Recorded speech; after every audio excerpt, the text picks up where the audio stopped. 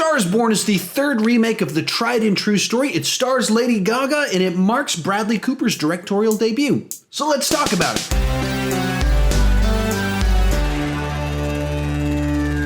In the film, Cooper plays an established singer-songwriter whose career is on the decline.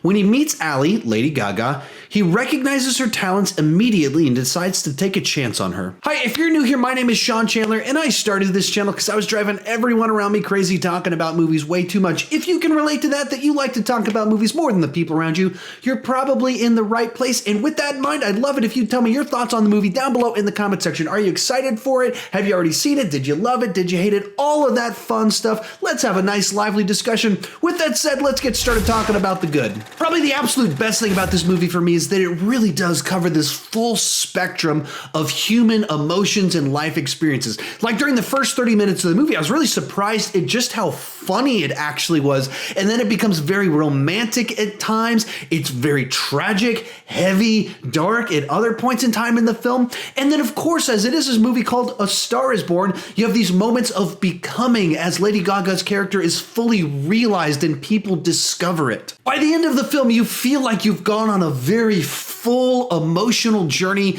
and been to so many different places that it leaves you very satisfied. And a large part of the reason that this movie works is because of the performances. Everyone in this movie is just absolutely phenomenal, and so much of it boils down to just the chemistry between Bradley Cooper and Lady Gaga. You buy this strange, interconnected relationship that's complex. Each of the characters are nuanced. There's things you love about them. There's things you hate about them.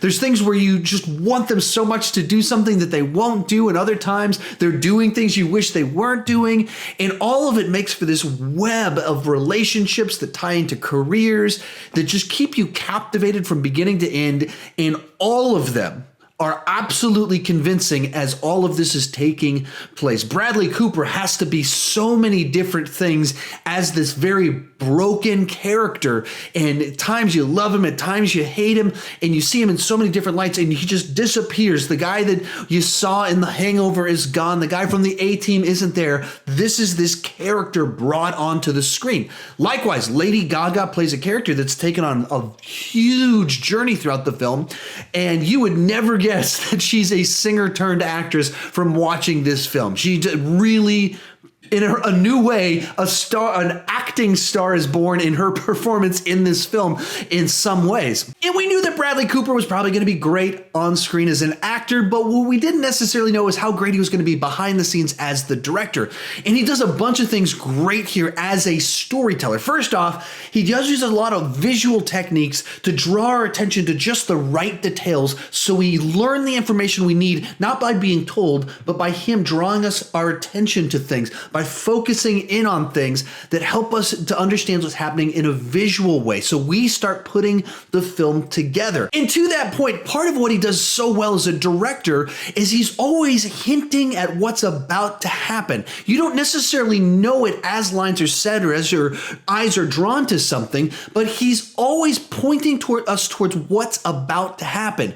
And so lines of dialogue will happen, and then 2 scenes later, as the events start to come together, you get a sense of excitement, you get a sense of dread, you get a sense of romance as you start to see how it's fitting together, and you're piecing it together in the good way. You're able to predict something that's about to happen, not because the movie's predictable, but because he's put all the pieces in place so you have that right sense of anticipation for what's about to happen. And as this is a musical, you've got to talk about the music itself, and it is, of course, just phenomenal. How much these songs both tie into the themes of the movie itself and are just good songs that you want to listen to once you leave the theater. And like I said, we didn't know that Bradley Cooper could direct. I didn't know that he could sing, and he keeps up with Lady Gaga, which is quite impressive. I'd also highly recommend you check this one out at a theater with a great sound system. I got lucky in the screening I was at, might have the best sound system in all of the Austin area.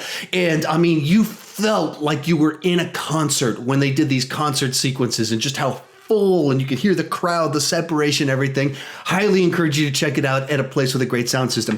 With that said, let's move on to the mixed aspects of the film. And the big thing that comes to mind really is just that The movie changes pretty drastically as it goes along. The first act or so, maybe the first 40 minutes of the movie, moves at kind of one pace. The story's told in one fashion.